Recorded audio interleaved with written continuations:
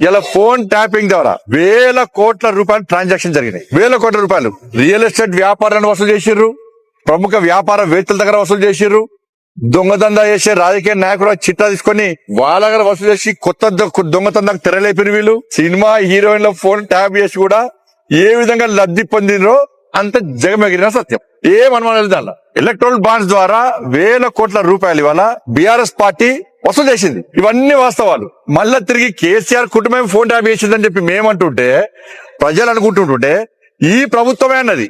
సాక్షాత్తు రాష్ట్ర ముఖ్యమంత్రి గారే నా ఫోన్ ట్యాప్ చేసిర్రు అని చెప్పి ముఖ్యమంత్రి గారే చెప్పారు. కేసీఆర్ కుటుంబం చేసిందని చెప్పారు. జడ్జిల ఫోన్ కూడా ట్యాప్ చేశారు. జడ్జిల ఫోన్లు కూడా, మంత్రుల ఫోన్లు, ఎంపీల ఫోన్లు, ఎమ్మెల్యే ఫోన్లు, ఇవన్నీ జడ్జిల ఫోన్ కూడా ట్యాప్ చేసేటప్పుడు కేసీఆర్ కుటుంబమే ఈ దారుణానికి పాల్పడ్డప్పుడు మరి కేసీఆర్ కుటుంబాన్ని వాంగ్మూలం కోసం పిలిచిర్రా? వాళ్ళ అక్యూజ్లు దిల్లా, వాళ్ళే దొంగలు కాబట్టి విచారణ కోసం పిలిచిర్రా? ఒక్క వ్యక్తిని అరెస్ట్ చేయకపోతే మీరు, ఒక్క వ్యక్తిని, ఒక్క రాజకీయ నాయకుడిని అరెస్ట్ చేయకపోతే దీనికి మూల కారణమైనటువంటి ప్రభాకర్ రావు అనే వ్యక్తిని కాపాడడానికి ఈ కాంగ్రెస్ పార్టీ ప్రభుత్వం ఏ విధంగా సహకరించిందో జగమెగిరిన సత్యం. సుప్రీంకోర్టులో వాదనలు వినిపించారు, మీరు హైకోర్టులో వాదనలు వినిపించారు. అధికారులు దాన్ని సిద్ధంగా ఉన్న వాళ్ళను ప్రోత్సహించే ప్రయత్నం చేయరు, వాళ్ళకి సపోర్ట్ చేసే ప్రయత్నం చేయరు. చట్టంలో ఉన్న లొసుకులు ఆధారం చేసుకొని ఆయన స్వేచ్ఛగా తిరుగుతాడు. అసలు కారకుడు ఆయనే. ఆయన ద్వారా ఏంచింది మీరు వాంగ్మూలం కోసం ఇస్తున్న వ్యక్తులే. ఒక్క వ్యక్తిని అరెస్ట్ చేయలే, ఒక్క వ్యక్తిని. ఈ సిట్టు విషయాన్ని నమ్మంటారా? ఎన్ని సంవత్సరాలు సిట్టు విషయాన్ని చెప్పి సిట్టు సాధించింది ఏంది? సిట్టు సాధించింది ఏందో చెప్పండి. కేసీఆర్ ప్రభుత్వం ఏదైనా సిట్ వేసి